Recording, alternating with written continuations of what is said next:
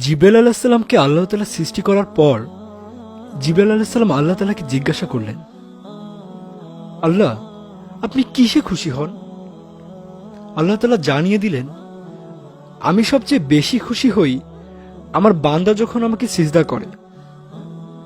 অতঃপর জিবরাইল আলাইহিস সালাম আল্লাহ তাআলাকে সিজদা করলেন ৩০,০০০ বছর ধরে।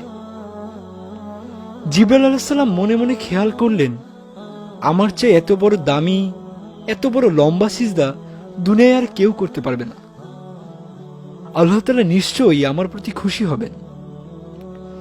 জিবরাইল আলাইহিস সালাম আল্লাহ তাআলার দিকে অনেক আশা নিয়ে তাকিয়ে রইলেন, কিন্তু আল্লাহ তাআলার পক্ষ থেকে কোনো খুশির বাণী জানানো হলো না।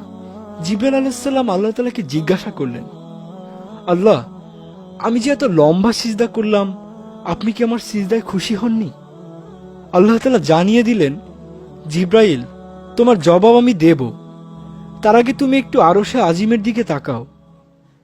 জিবরাইল আলাইহিস সালাম তাকিয়ে দেখলেন, আল্লাহ রাব্বুল আলামিনের আরশে আল্লাহর কুদরতি নূর দ্বারা লেখা রয়েছে, লা ইলাহা ইল্লাল্লাহু মুহাম্মাদুর রাসূলুল্লাহ।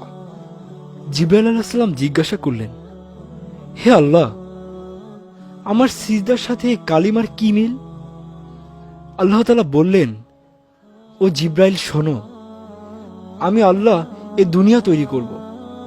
ওই দুনিয়ায় মানব জাতি ও জিন জাতির হেদায়েতের জন্য লক্ষাধিক নবী রাসূলকে পাঠাবো।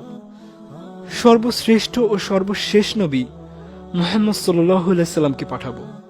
এই শ্রেষ্ঠ নবীর উম্মতের উপর আমি ৫ ওয়াক্ত নামাজ ফরজ করব, আর সেই ৫ ওয়াক্ত নামাজে ১৭ রাকাত নামাজ তাদের জন্য ফরজ করব, এবং প্রত্যেকটা রাকাতের মধ্যে ২টি করে সিজদা হবে, আর প্রত্যেকটা সিজদার মধ্যে সেই শ্রেষ্ঠ উম্মত ৩ বার করে সুবহান রাব্বিয়াল আলা পাঠ করবে। হে জিবরাইল, তুমি জেনে রাখো, আমার এই মাহবুব নবীর উম্মত যখন সিজদায় গিয়ে সুবহান রাব্বিয়াল আলা বলে আমাকে ডাক দিবে, জিবরাইল, তুমি ৩০,০০০ বছর সিজদা করে যে নেকি পেয়েছো, আমি আল্লাহ আমার বান্দার আমলনামায় এর থেকেও ৪০,০০০ গুণ বেশি নেকি লিখে দিব। সুবহানাল্লাহ।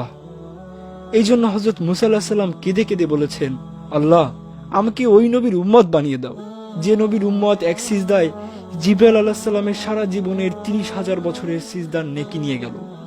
আমরা সেই সর্বশ্রেষ্ঠ নবী হযরত মুহাম্মদ সাল্লাল্লাহু আলাইহি সাল্লামের উম্মত। আমাদের কি করা উচিত আর আমরা কি করছি? আল্লাহ আমাদের ৫ ওয়াক্ত নামাজ পড়ার তৌফিক দিন। আমিন।